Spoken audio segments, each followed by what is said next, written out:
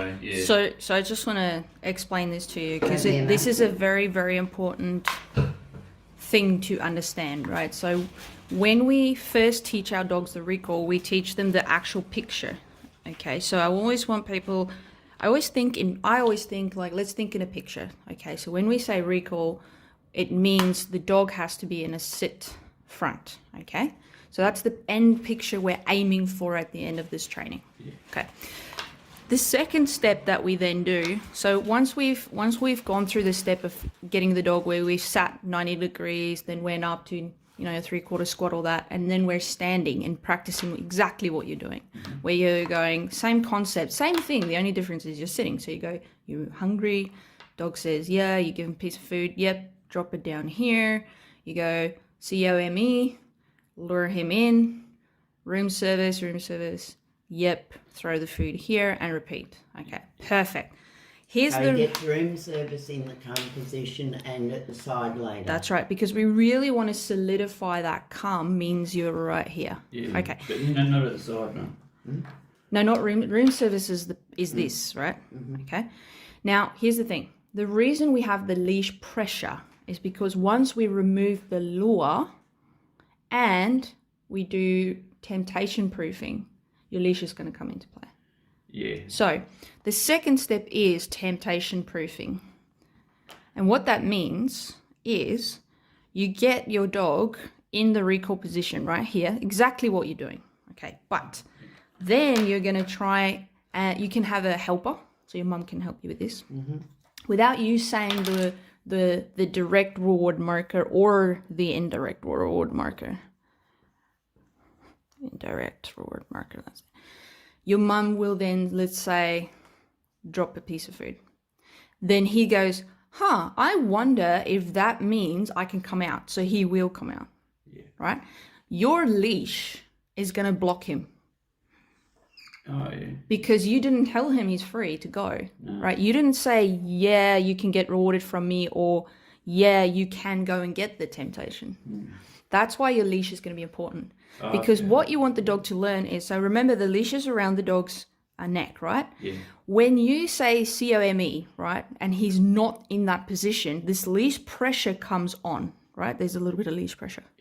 When he comes in between your legs, the leash pressure goes off, which means if we go through the temptation proof, we're actually using temptations to get the dog out of position, because now the dog needs to generalize that these are the only cues that let you go and be released. Anything else is temptations. Don't trust them. Okay. So once he goes and he feels that leash pressure, in your first couple of sessions, you'll see it comes on and he's like, can't get here. Oh, and he runs back in and you feed him and you feed room service, right? And he goes, the room service now says to him, yeah, see, if you stay here, you're going to have it. So temptation proof now is about learning different temptations. So that could be something as silly as dropping food, or your mum's sitting on the floor, or someone opening, making that sound on the door. Okay. Does that make sense? So that's why the leash is so important. Yeah. Now, So we thought because he was coming to the middle That we without didn't the need leash. it, that we yeah, didn't need because to you're use it. luring. We did at the start, Yes. but not at the end. Hey, 'cause No. we thought And a we lot got it. of people do that. It's very, very normal. Okay. And remember, I can't overload you with a lot of information in the beginning. No, that's So here's the thing. When we do temptations, I want you to think about this, right?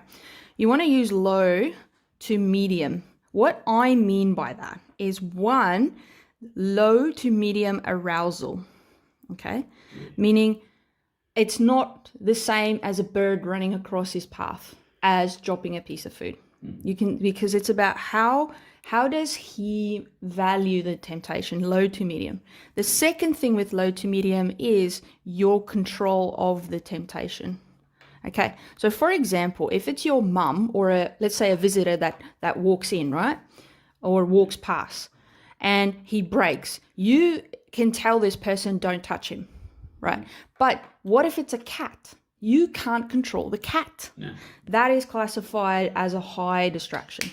Okay, so when we're working with or another dog, dog, especially another dog that's loose, So let's say it was Derry, right? Let's say you were practicing this and I came and I walked past with Derry at 5 meters, right? And he breaks. Now you can tell me, hey, Ariza, could you move 10 or 20 meters away? And I go, yeah, and now I can move. Yes, it's a high distraction for him because he's like, it's a dog, but you can control it and then we can move it. Yeah. So when we're working with temptations and distractions, you have to keep in mind, how does he value it, right? And can you control it? If it's a very high temptation that he values and you cannot control it, you shouldn't be practicing that right now. No. It's too hard. Yeah. Does that make sense? Yeah. So this week's training for you is you're going to be practicing this, and I want you to do different types of temptations. It's not just dropping food. Yeah. Okay. It could be as simple as your mum rolls a bowl past, Okay. but it has to be out of reach Or sits on the floor. or sits. Yeah. Yeah. Okay. Yeah. So this week you're going to be Bowl doing, and mum are high temptations. Yeah, they are. but keep out of reach. That's it. That's important. And we keep out of reach because if he's disobedient, right, if he breaks the position without permission, we don't want him to get rewarded. No.